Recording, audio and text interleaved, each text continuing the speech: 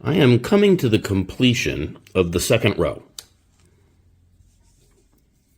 And I've kept a couple of stitches out because I want to show you how to finish the second row and go up to the third. So if you look real close, each stitch that we've made, a double stitch, has gone into that space or gap, that hole that was made at the top of each stitch previously in the previous row. And we've got 2 more stitches to go at the end of this row.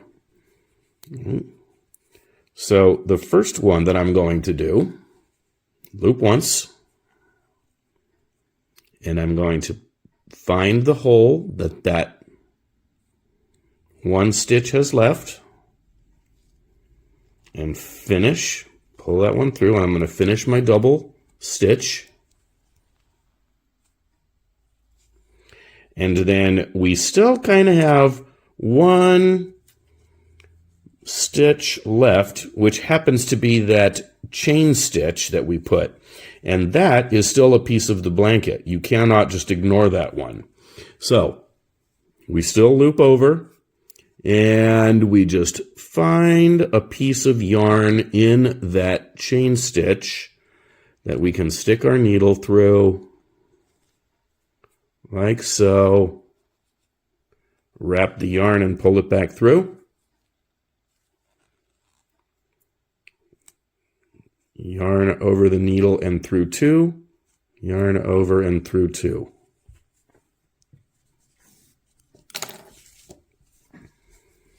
So now we've finished the second row. Everything is going to come together nicely when it's all laid out. And we're going to turn our work. Start on the third row. We've already got 2. We're going to start on the third. But before we do, we have to put 2 chains going vertically up. So we're going to snug this back up on our needle.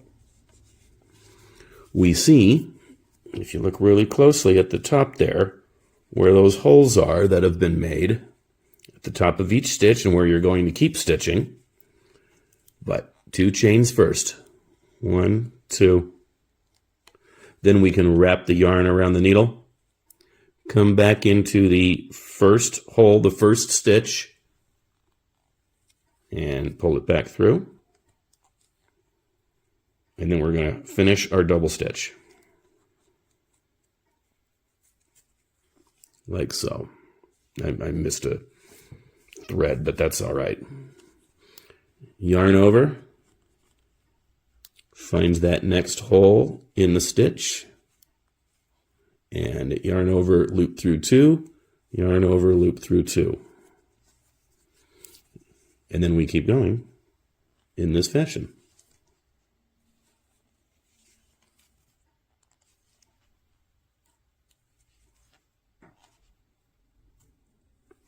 Voila. And if we keep going all along, we're going to finish our third row. We turn it and we go to our fourth row, and we continue on until we have our finished product. We're now coming to the end of row 3, but what I'm going to do is pretend that row 3 is the end of our project, the top of our potholder. So I have 2 stitches left, like I had previously. I'm going to loop once and finish this one off by finishing that double stitch. And then remember, that chain is still one that we need to accommodate for. So loop it, find an opening in that chain, and finish your double stitch. Okay. Now, just to show you, we now have a pretty good looking potholder if it's really, really short. And what we're going to do is try to finish off or tie off this last row. We're going to finish our project. So how do we do that? Well, the first thing we do is grab our trusty pair of scissors. And bam, here's our pair of scissors. So if we look back at our project, we have this loop that our needle went through. Snug that back up in there. And all we're going to do to finish this one off, forget this extra piece down there at the bottom for now. All we're going to do when we have one loop left on our needle, all we have to do is take a small section, cut it off, take this one section, do one last chain, and then continue to pull it through.